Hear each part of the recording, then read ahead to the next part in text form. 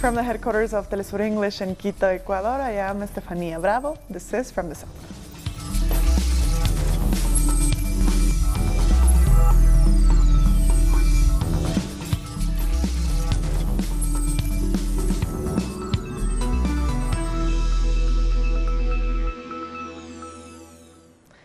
The former president of Ecuador, Rafael Correa, has sharply criticized the current government for handing over the WikiLeaks founder, Julian Assange, to the British police. Speaking to Telesur, Correa said President Lenín Moreno is following orders from the U.S.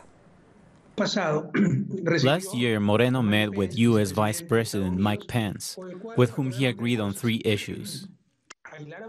Isolating Venezuela as they have done, giving impunity to Chevron, a company that destroyed half of the Ecuadorian jungle, and handing Julian Assange to the authorities. They tried to break Julian Assange, to isolate him, to break him psychologically, but he resisted. But the final straw was that WikiLeaks published information about the president and his family, linking them to corruption cases. After being expelled from the Ecuadorian embassy, a UK judge found Julian Assange guilty of skipping a bail. Now, the WikiLeaks founder faces up to 12 months in prison. He could also spend a maximum of 5 years in prison in the US on charges of conspiring to gain access to a government computer. The WikiLeaks founder was arrested by the British police after Ecuador abruptly ended 7 years of asylum. Assange is now likely facing extradition to the U.S., but his legal team has vowed to fight those proceedings. Supporters of Julian Assange gathered outside of the magistrate's court, which he was taken to.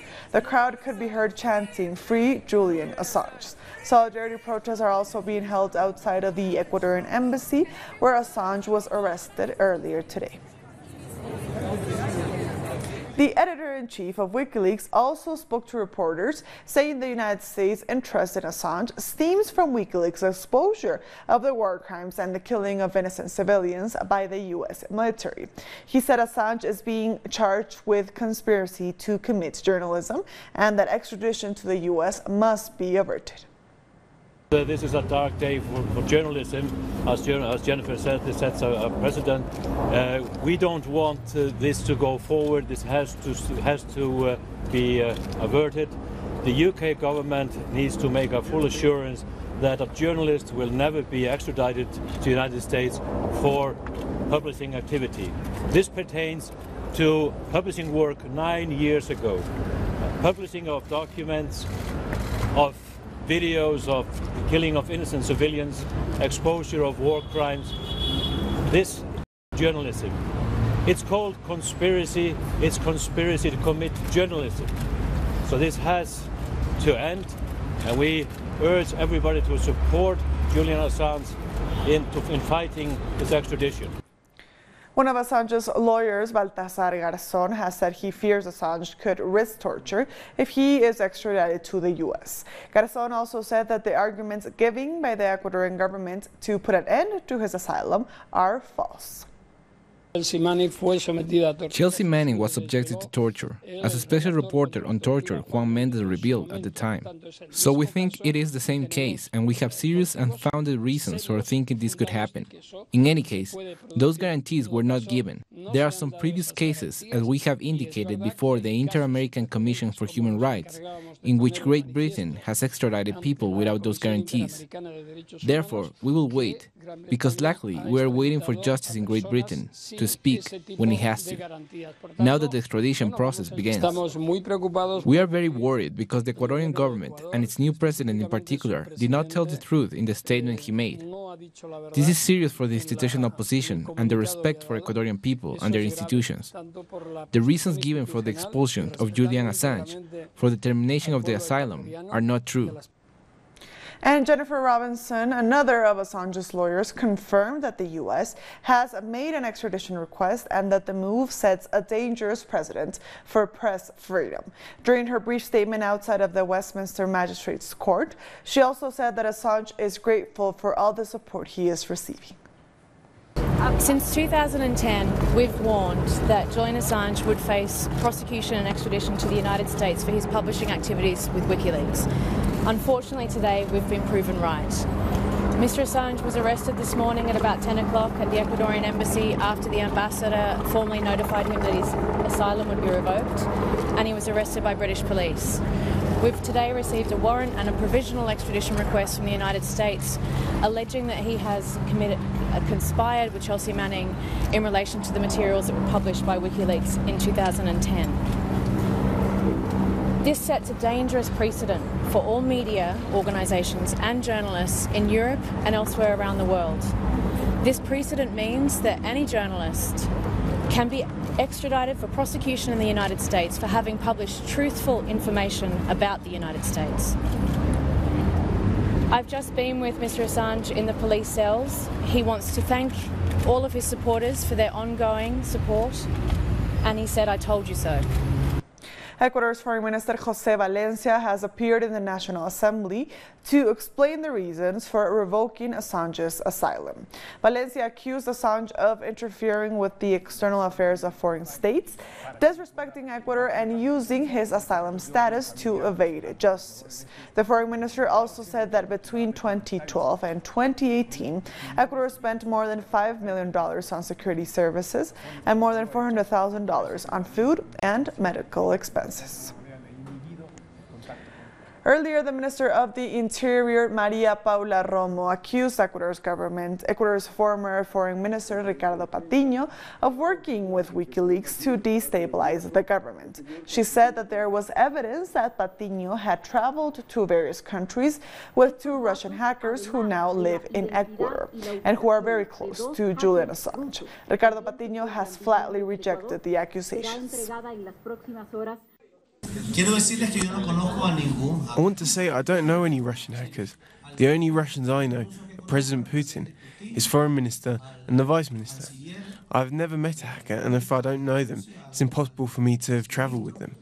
The minister, Maria Paula Romo, says these hackers are trying to destabilise the government. But no one needs a hacker to destabilise a government that is doing that all on its own. Patiño also called for Ecuadorians to join a national demonstration against the government of Lenín Moreno and the arrest of Assange. We have taken a decision to call for a national demonstration on Tuesday 16th to denounce this abuse of our sovereignty, of human rights, of international conventions and our dignity. We call for all Ecuadorians to join this demonstration, to take to the streets to express our outrage about what was done today. Our correspondent Denise Herrera has the latest. Hello, we are outside the National Assembly in Quito, where recently the Foreign Minister of Ecuador, José Valencia, explained on the situation of Julian Assange inside the Embassy of Ecuador in London. He said that the Ecuadorian government took that decision in accordance with the law. Also, recently, the former Foreign Minister of Ecuador, Ricardo Patiño, together with the Citizen Revolution movement, rejected the announcement of the Ecuadorian authorities. Ricardo Patiño denied the allegation against him that he is working with Russian hackers. This decision taken by the Ecuadorian government also was rejected by the defense team of Julian Assange in Ecuador. The lawyer Carlos Poveda rejected the decision and also said that they will take action to protect Julian Assange. We'll be back very soon. Stay with us.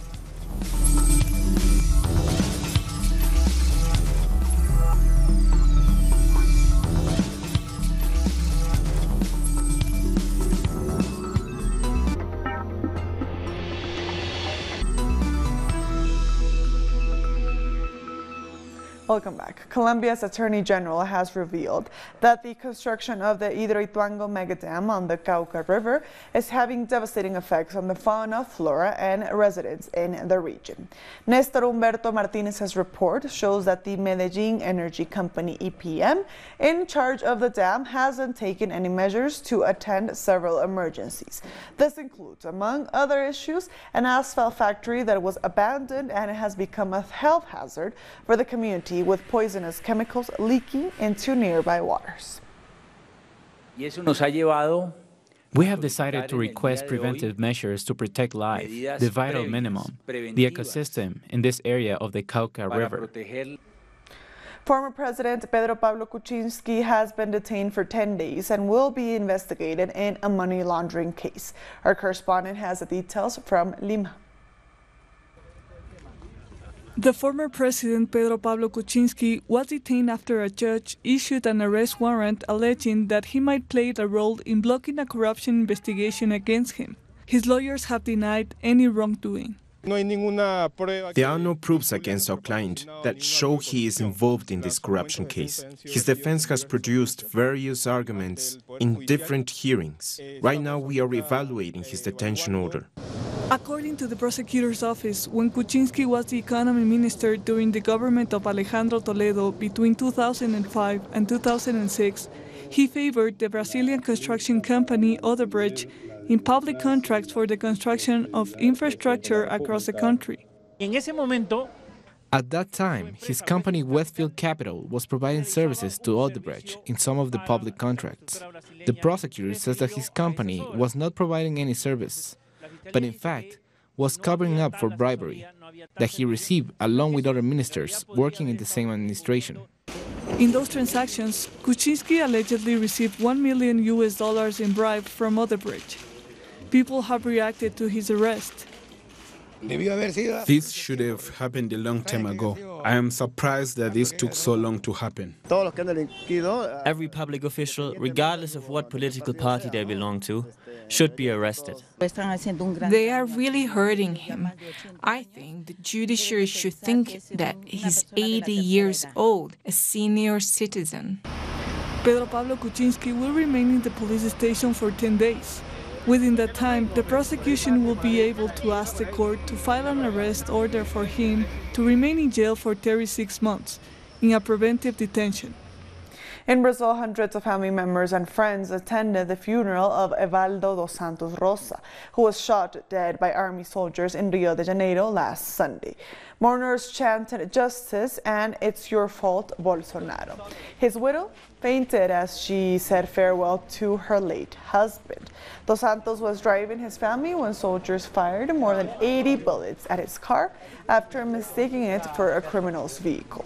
10 soldiers were arrested. We are going to propose a measure against this military command of the East because they had a criminal conduct towards this family, quite irresponsible. It is unreasonable for anyone to commit such a barbarism, to make such a statement and to have no consequences. The international campaign to free Lula continues. In Trinidad, movement for social justice has led protests outside the Brazilian embassy demanding the freedom of the former Brazilian president. The call comes just a few days after the one-year anniversary of Lula's imprisonment.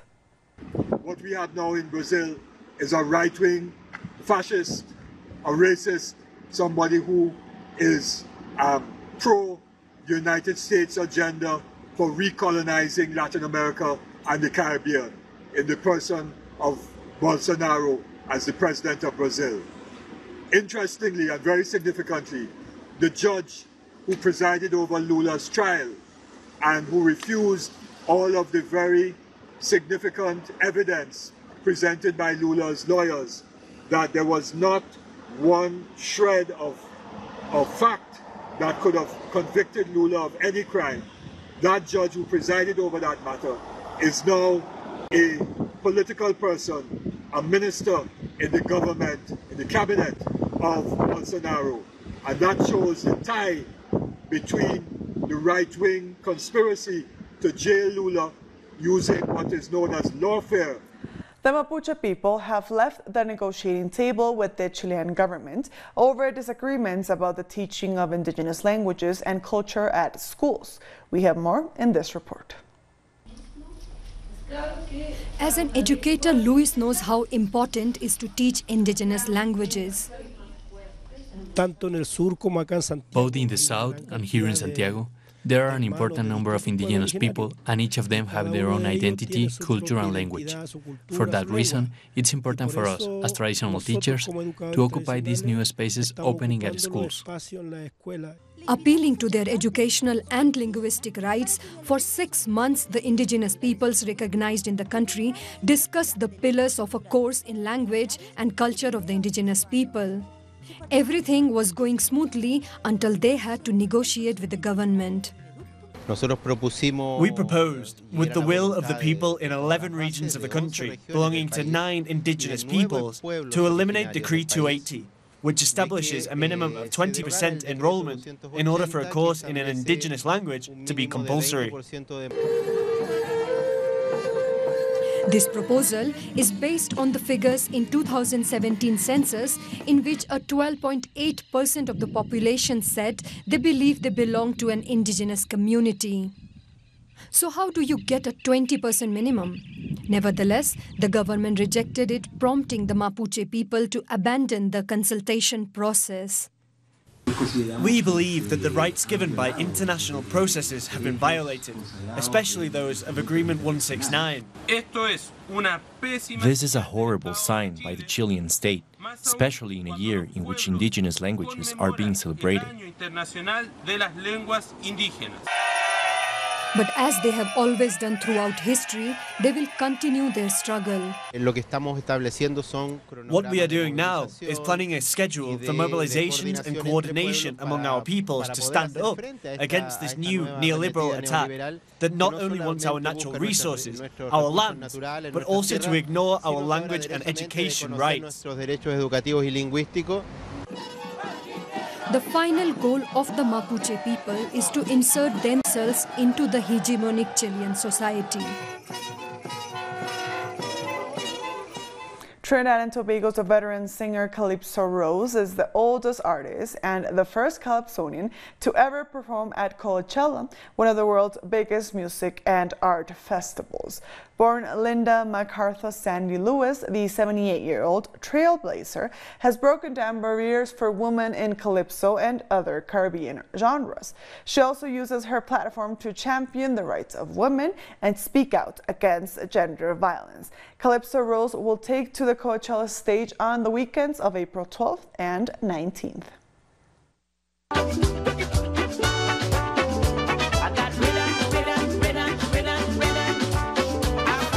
It's a very great album. I am not a reporter to say I'm going with my pen and paper to take news and to go and think, but I am a reporter in song. I have seen so many things that are happening in the world. I love you all. This April 11th marks 17 years since the coup attempt that wanted to overturn Hugo Chavez in 2002. Let's see more in this report. This is the Jaguno Bridge in Caracas. This monument commemorates that 17 years ago, this was the state of a bloody scene in the context of the state coup against Hugo Chavez. Today, this is a frequent spot for Chavista concentrations, or signifying it as a spot of resistance and tribune of the Bolivarian project. There is a great and motivated spirit of defense for this nation. We are victims of a permanent aggression that doesn't stop, because there is a clear goal to put an end to Venezuela's democracy and revolution. The scenes of the 11th and 13th of April of 2002 remain inside the memory of Venezuelans.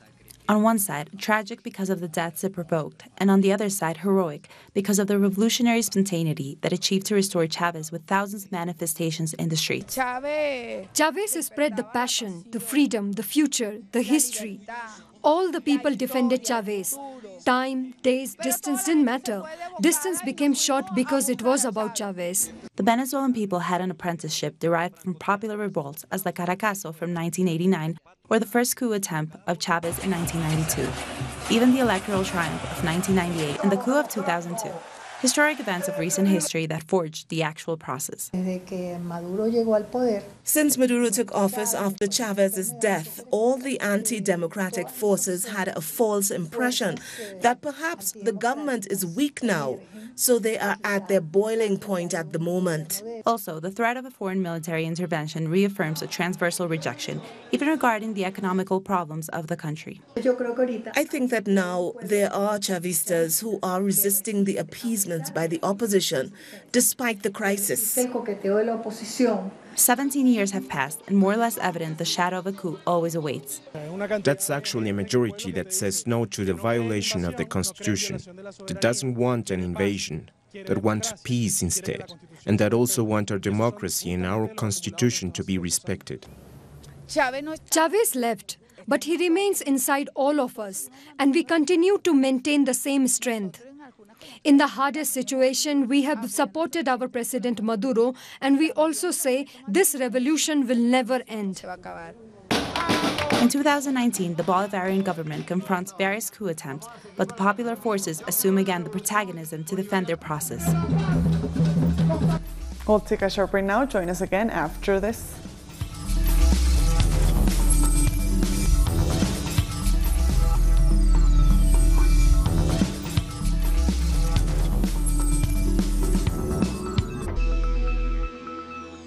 Welcome back. Sudan's Defense Minister Awad Mohamed Ahmed Ibn Al will head the Military Transitional Council that will run the country for 2 years until elections are held. He was sworn in by the head of the judiciary at a ceremony that was broadcasted on national television. The ceremony took place as thousands of people remained on the streets protesting against the takeover by the military. The Sudanese Professionals Association has also rejected the takeover by the military.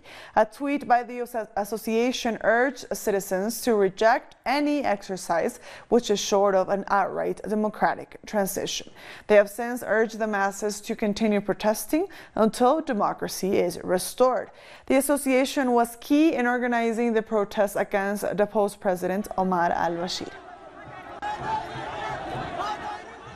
But the government has warned of stern action against any protesters that will be found on the streets during the curfew hours, which were announced earlier. The armed forces are drawing your attention to that the curfew begins tonight at 10 p.m. until 4 a.m.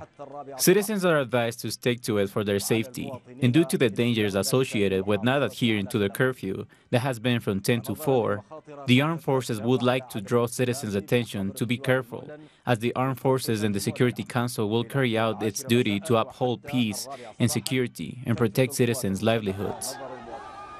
Meanwhile, the National Intelligence and Security Service announced the release of all political prisoners across the country on Thursday. The announcement came after Sudanese sources said President Omar al-Bashir has been forced to step down after 3 decades in power. There was jubilation in the streets as people celebrated the release of the activist. Pope Francis has urged South Sudan's President Salva Kiir and former Vice President Riek Machar to respect the peace deal they signed last year in Ethiopia.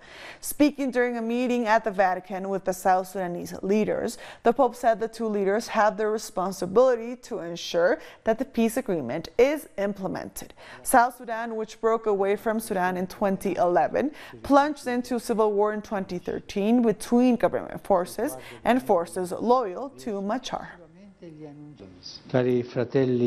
Dear brothers and sisters, peace is possible. I shall never tire of repeating this.